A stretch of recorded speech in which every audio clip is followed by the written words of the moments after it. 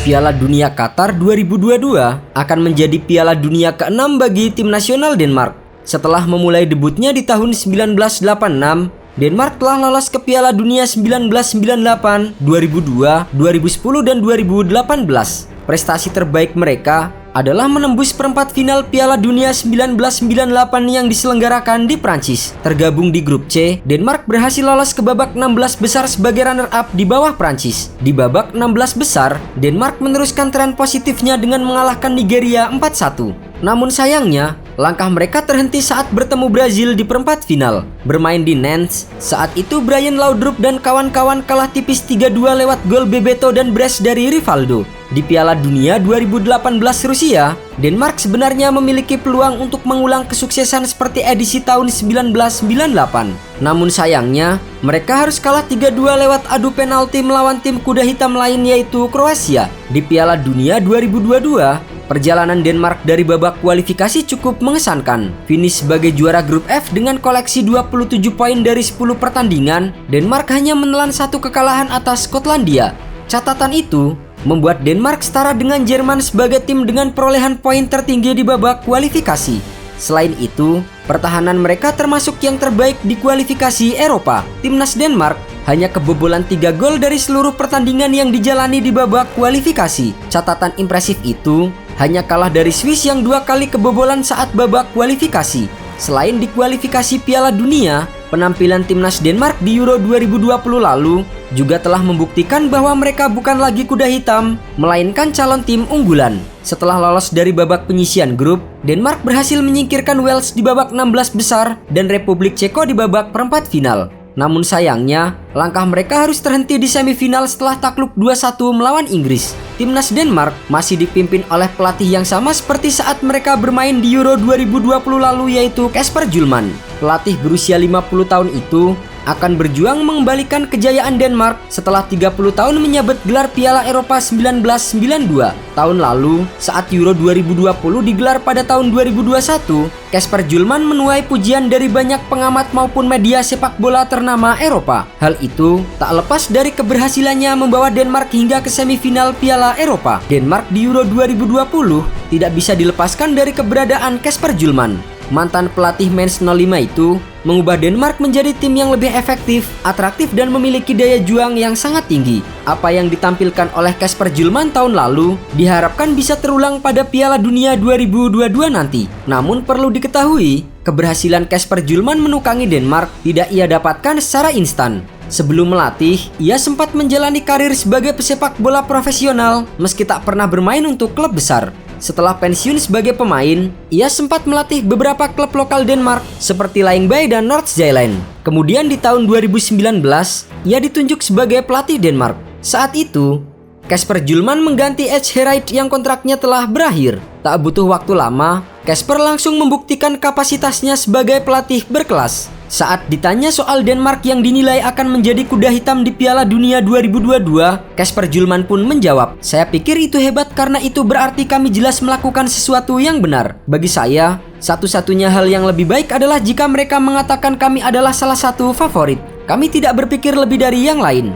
Tetapi kami tahu bahwa kami adalah tim yang bagus dan kami dapat bersaing dengan siapapun.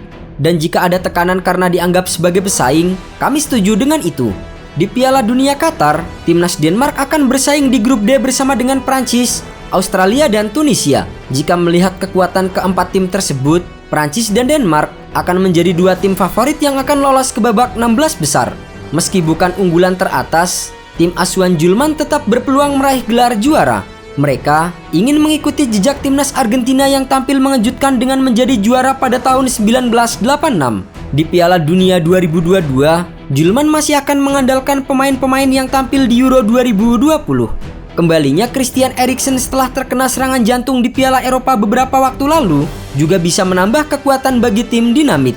Gelandang berusia 30 tahun itu kembali ke timnas dan menjadi simbol harapan bagi kesebelasan negaranya di Piala Dunia Qatar. Eriksen yang kini bermain untuk Manchester United membuktikan keberadaannya bukan sekedar simbol, tetapi ia memang layak berada di skuad asuhan Hjulmand. Mantan pemain Tottenham Hotspur itu tampil dalam 2 pertandingan persahabatan melawan Serbia dan Belanda pada akhir Maret. Ia mencetak 2 dari 5 gol Denmark dengan 1 gol di setiap laga. Dengan total 38 gol, Eriksen juga menjadi top skor timnas Denmark dan duduk di posisi 5 besar pencetak gol sepanjang masa untuk negaranya. Dia pemain hebat, tetapi pesonanya yang lebih hebat lagi. Anda tidak melihat banyak orang di level itu yang selalu membumi, yang selalu menjadi diri mereka sendiri. Kecintaannya pada sepak bola luar biasa. Saya belum pernah melihatnya tanpa bola di dekatnya.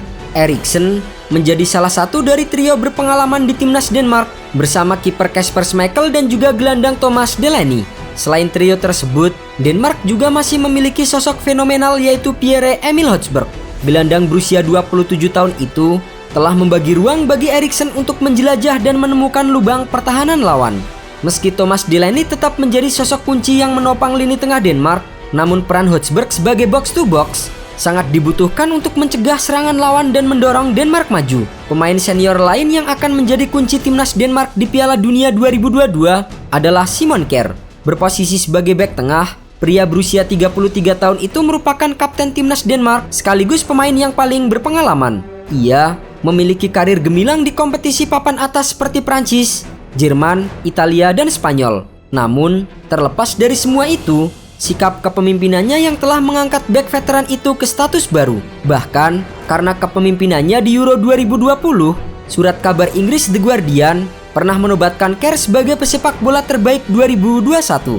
Tak hanya itu, Simon Kjær selalu melangkah maju pada saat timnya membutuhkannya. Salah satu contohnya adalah ketika ia bergegas membantu Eriksen menempatkannya dalam posisi pemulihan ketika Eriksen mengalami insiden kolaps pada bulan Juni lalu. Tindakan itu kemudian mendapatkan kredit dari dokter sebagai aksi yang telah menyelamatkan nyawa Eriksen. Namun, tak hanya berhenti sampai di situ, Simon Kjær melanjutkan memimpin rekan satu timnya berdiri membentuk lingkaran pelindung di sekitar rekan mereka yang tengah tertimpa musibah. Setelah itu, ia juga sempat pergi untuk menghibur dan menenangkan pasangan dari Eriksen yang putus asa. Meski usianya sudah tak muda lagi, namun jiwa kepemimpinan pemain yang kini berseragam AC Milan itu diharapkan bisa membantu Denmark berbicara banyak di Piala Dunia 2022. Terakhir di posisi penyerang, timnas Denmark memiliki sosok Yussuf Poulsen yang kini memperkuat klub asal Jerman RB Leipzig. Berusia 28 tahun, Poulsen akan kembali menjadi tokoh kunci saat tim Julman memburu gol di Qatar. Saya tidak pernah menjadi talenta terbesar Denmark atau yang semua pikir akan berhasil. Namun, setiap kali seseorang mengatakan saya tidak bisa, saya ingin menunjukkannya bahwa saya bisa. Memiliki tinggi 192 cm, tubuh atletis dan kuat, penyerang besar itu tentu akan membawa dimensi berbeda pada permainan menyerang Denmark di Piala Dunia. Selain Poulsen, lini serang Denmark juga akan diperkuat pemain seperti Martin Braithwaite, Mikkel Damsgaard hingga Kasper Dolberg yang namanya mencuat di Euro 2020 lalu.